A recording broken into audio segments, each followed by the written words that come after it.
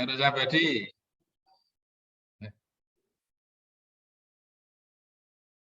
Silahkan.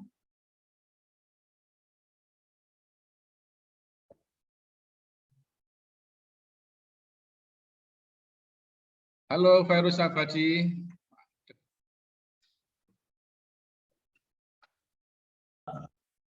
Hadir, Ustaz.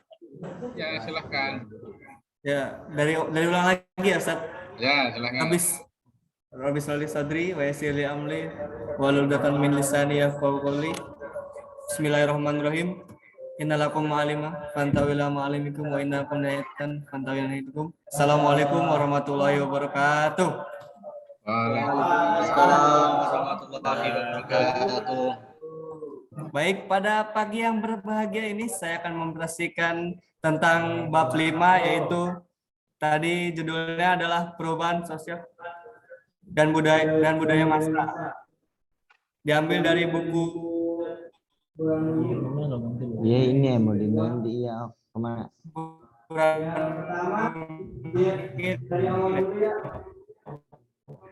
Dalam bab ini cuma ada dua dan yang kedua ada Apa? Ya, pertama ini dia dari awal dulu ya. Belum. Dalam bab ini cuma ada 2 subbab. Yang pertama itu perubahan sosial dan yang kedua ada budaya massa.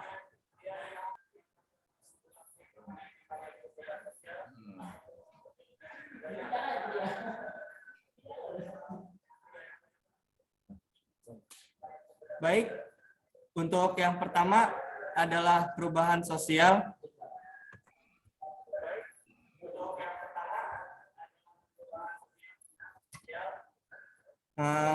Perubahan sosial adalah proses sosial yang dialami oleh anggota masyarakat serta semua unsur-unsur budaya dan sistem-sistem sosial.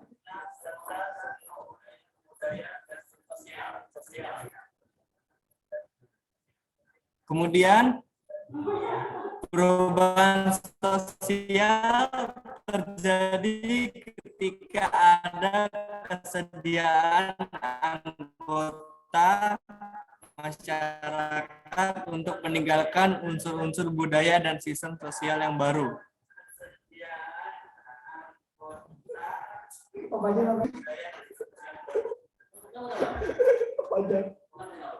Nah, kemudian ini adalah hal-hal penting dalam perubahan sosial.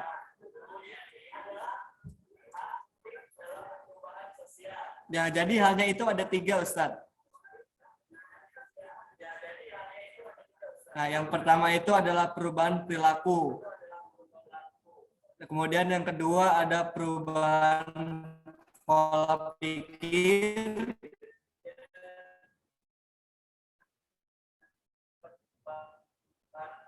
Budaya masyarakat.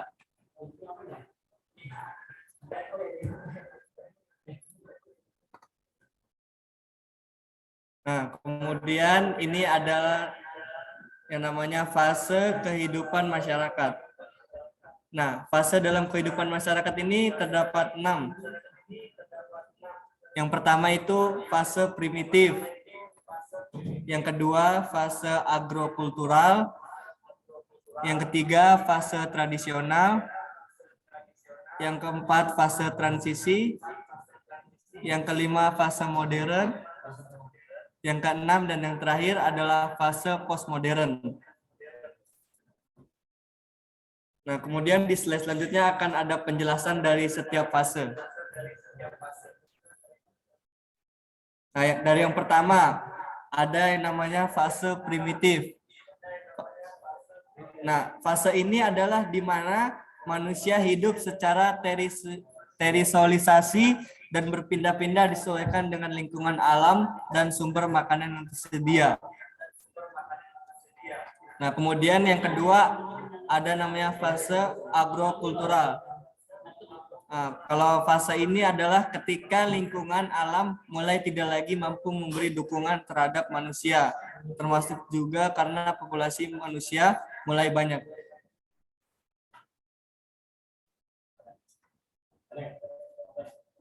Kemudian selanjutnya ada yang namanya fase tradisional. Fase tradisional ini dijalani oleh masyarakat dengan hidup secara menetap di suatu tempat yang dianggap strategis untuk penyediaan berbagai kebutuhan hidup masyarakat. Nah, kemudian yang keempat ada yang namanya fase transisi. Fase transisi itu kehidupan desa sudah sangat maju. Isolasi kehidupan hampir tidak ditemukan lagi dalam skala luas. Transportasi sudah lancar, walaupun untuk masyarakat desa tertentu masih menjadi masalah. Nah, kemudian yang sebelum terakhir adalah fase modern. Fase modern ditandai dengan peningkatan kualitas perubahan sosial yang lebih jelas meninggalkan fase transisi. Nah, mungkin kita nih sekarang sudah berada di fase ini ya, fase modern, yang dimana tuh semuanya tuh sudah modern, kayak teknologi dan sebagainya. Nah, kemudian yang terakhir itu ada yang namanya fase postmodern. Fase postmodern adalah sebuah fase perkembangan masyarakat yang pertama-tama dikenal di Amerika Serikat pada akhir 1980-an. Di Indonesia, ciri masyarakat postmodern dideteksi ada sejak 1990. Nah, kemudian lanjut. Nah, tadi kan kita sudah membahas yang namanya perubahan sosial. Sekarang ini adalah subbab kedua, yaitu budaya massa dan budaya populer. Nah, menurut Dennis Maxwell, 1994, kata massa berdasarkan sejarah memiliki dua makna, yaitu makna positif dan makna negatif. Nah, ini sekarang dari makna negatifnya dulu. Kalau makna negatif berkaitan dengan kerumunan atau mob. Orang banyak yang tidak teratur, bebal, tidak memiliki budaya, kecakapan, dan rasionalitas. Kemudian dalam makna positifnya yaitu kekuatan dan solidaritas di kalangan kelas pekerja biasa saat mencapai tujuan kolektif. Nah, itu maknanya. Kemudian ada yang massa itu ditandai oleh 5 aspek ini. Nah, pertama itu memiliki agregat yang besar. Kemudian yang kedua tidak dapat dibedakan. Kemudian yang ketiga itu cenderung berpikir negatif. Kemudian yang keempat sulit diperintah dan diorganisasi. Kemudian yang kelima, yang terakhir adalah refleksi dari halayak massa. Nah, ini sebelum terakhir mungkin secara spesifik institusi media massa. Nah, ini ada 5 ya. Yang pertama itu sebagai saluran produksi dan distribusi konten simbolis. Kemudian yang kedua sebagai institusi publik yang bekerja sesuai aturan yang ada. Kemudian yang ketiga keikutsertaan baik sebagai pengirim maupun penerima adalah sukarela. Kemudian yang keempat menggunakan standar profesional dan birokrasi. Kemudian yang kelima yang terakhir adalah media sebagai perpaduan antara kebebasan dan kekuatan. Nah, yang terakhir, pada umumnya budaya massa dipengaruhi oleh budaya populer. Kebudayaan populer banyak berkaitan dengan masalah keseharian yang dapat dinikmati oleh semua orang atau kalangan orang tertentu. Pemikiran tentang budaya populer menurut Ben Ager 1992 dapat dikelompokkan pada 4 aliran. Nah, ini alirannya ada 4 ya, menurut Ben Ager.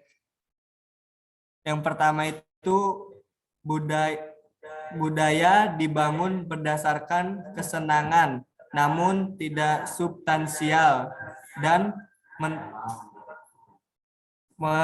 mentaskan apa ini salah ya? Orang dari kejenuhan kerja sepanjang hari. Oh, ini maksudnya yang A ini budaya dibangun berdasarkan kesenangan, namun tidak substansial dan memantaskan orang dari kejenuhan kerja sepanjang hari. Yang B, kebudayaan populer menghancurkan nilai budaya tradisional. Nah, karena adanya budaya populer, jadi budaya tradisional tuh sekarang tuh sudah mungkin bukannya tidak ada, jadi kurang gitu karena adanya budaya populer. Kemudian yang ketiga, kebudayaan menjadi masalah besar dalam pandangan ekonomi. Kemudian yang terakhir adalah kebudayaan populer merupakan budaya yang menetes dari atas. Ya mungkin sekian, itu saja Ustaz presentasi dari saya. Oke ya. Pertama,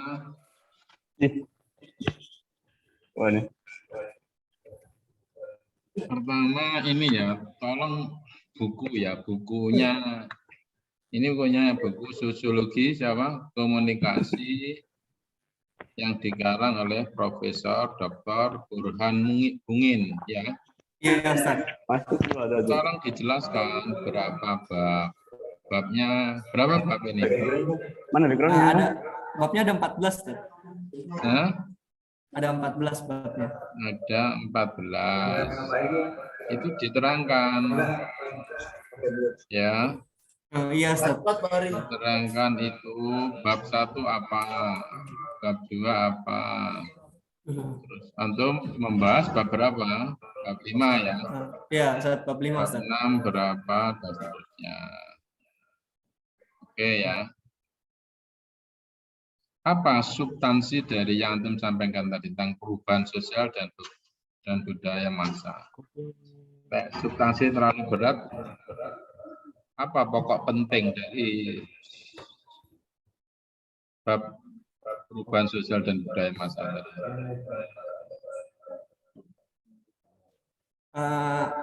Kalau misalnya perubahan sosial itu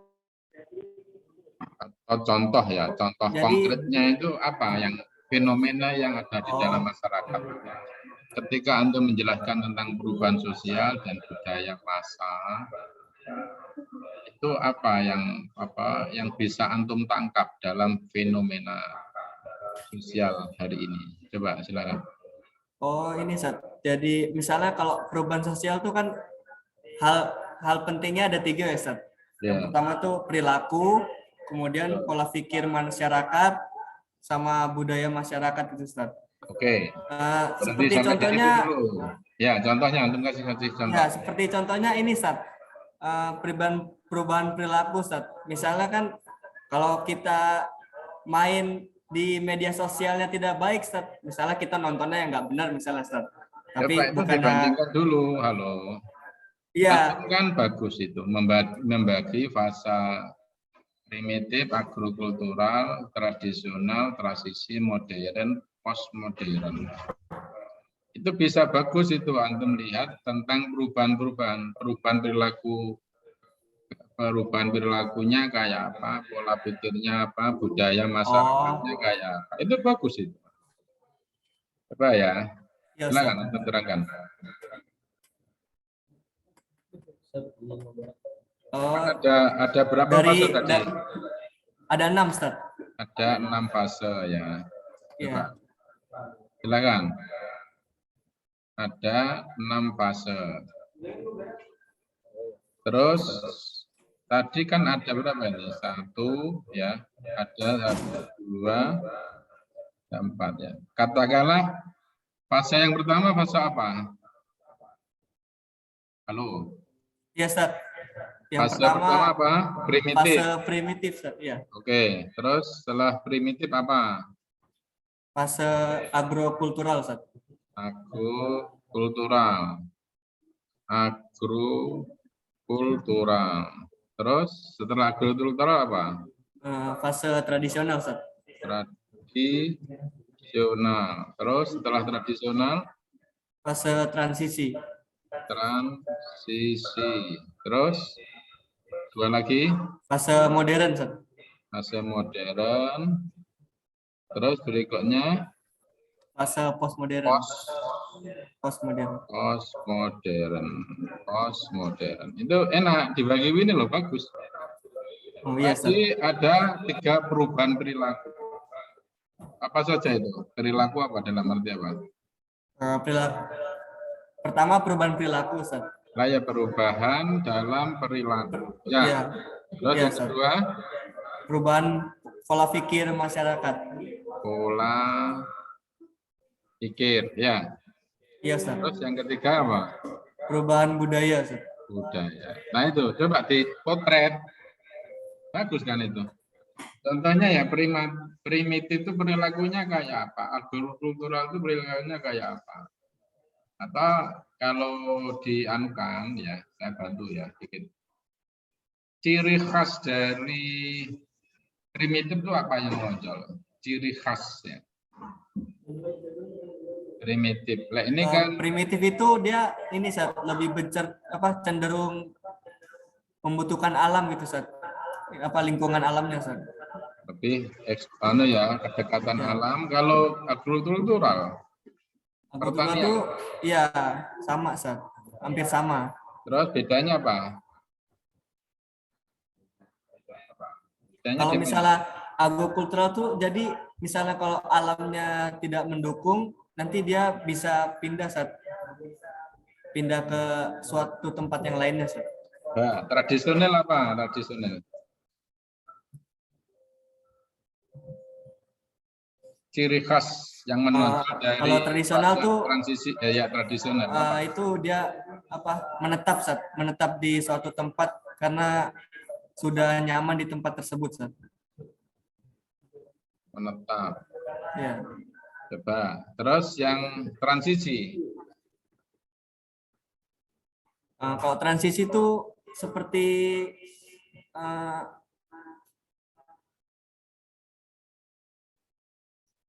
Apa transisi?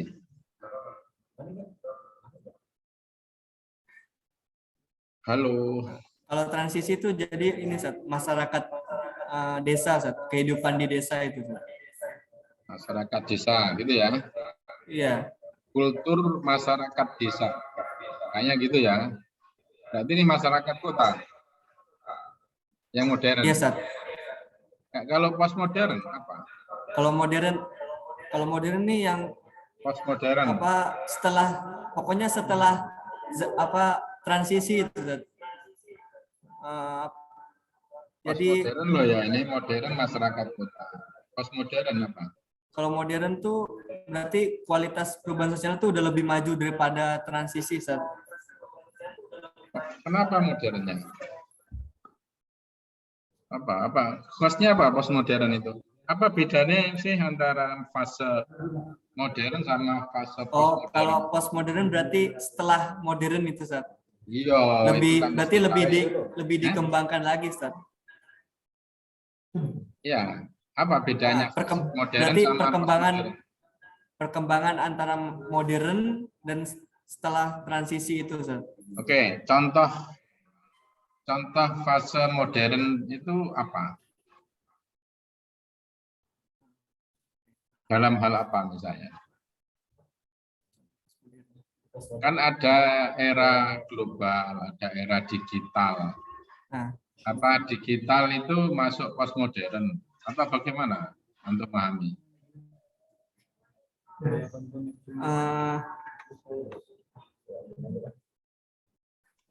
Ya di lagi ya, antum kayaknya kurang begitu siap. Iya, kurang baca. Antum baca lagi ya yang detail. Apa sih bedanya antara modern dengan postmodern? Ya, nanti akan lebih mudah lagi ketika antum lihat dengan 3 variabel ini. 1, masyarakat primitif itu enggak kayak apa dari segi perilaku, pola pikirnya, budayanya. Ya kan? Perilaku, ya, pola pikirnya, budaya. Kan ini kan khas alam tadi kan. Terus apalagi yang membedakan fase primitif dengan fase agrokultural?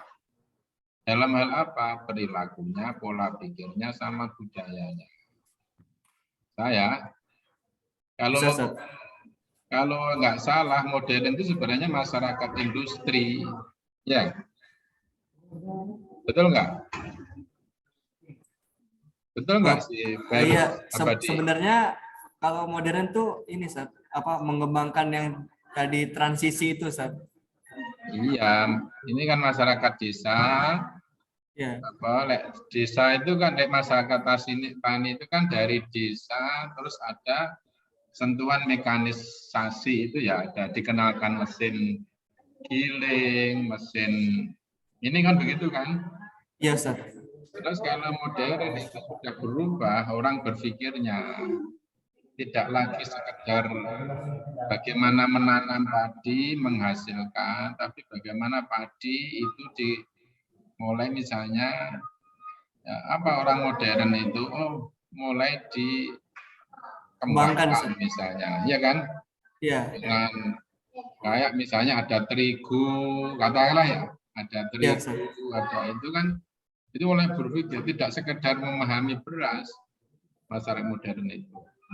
Tapi kemudian untuk postmodernnya itu, kalau kita menggunakan di terigu itu jadi apa?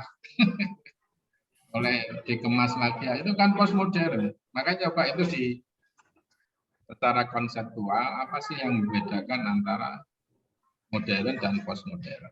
Oke ya. Iya Sat. Tapi antum jangan sampai lupa ini dalam konteks sosiologi komunikasi. Itu sudah bagus ini. Ini sebenarnya menggambarkan sosiologi komunikasi banget. Ya, Iya ini Sat. tinggal itu antum lebih memahami secara detail lagi ya tentang konsep-konsep. Karena antum nanti kalau nggak memahami ini, antum nggak bisa menjelaskan perilaku, pola pikir, budaya modern itu kayak apa, perilaku, pola pikir, budaya postmodern itu kayak apa. Oh Antum nggak iya akan Sat. bisa kalau konsep-konsep itu nggak. Makanya salah satu cara membantunya, primitif itu adalah mengeksplorasi alam ya. Alam itu Iya kan Sat. nggak hanya pertanian kan, bisa hidup di hutan, bisa hidup di agrikultura, kekuatannya terletak di pertanian, tradisional itu kekuatannya terletak di desa, katakanlah ya. Iya Sat. Transisi itu terletak antara desa dan kota, modern itu terletak di kekuatan industri, atau postmodern itu adalah industri dengan dikawinkan dengan ITI misalnya, iya kan? Iya, iya Sat. Dikembangkan lagi Sat. Iya kan, industri, terus industri apa namanya industri itu? Apa itu apa? Virus. Apa Sat? Eh, Apa ya Sat? ada jurnal, ada jurnal. Jurnal itu apa? Elektronik. Eh? Belum tahu Sat. Jurnal ada jurnal. Masa nggak ngerti lah.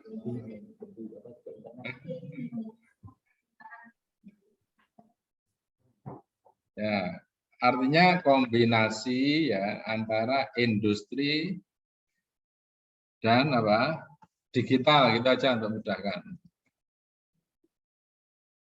Apa yang muncul misalnya? Contohnya itu Gojek, GoFood.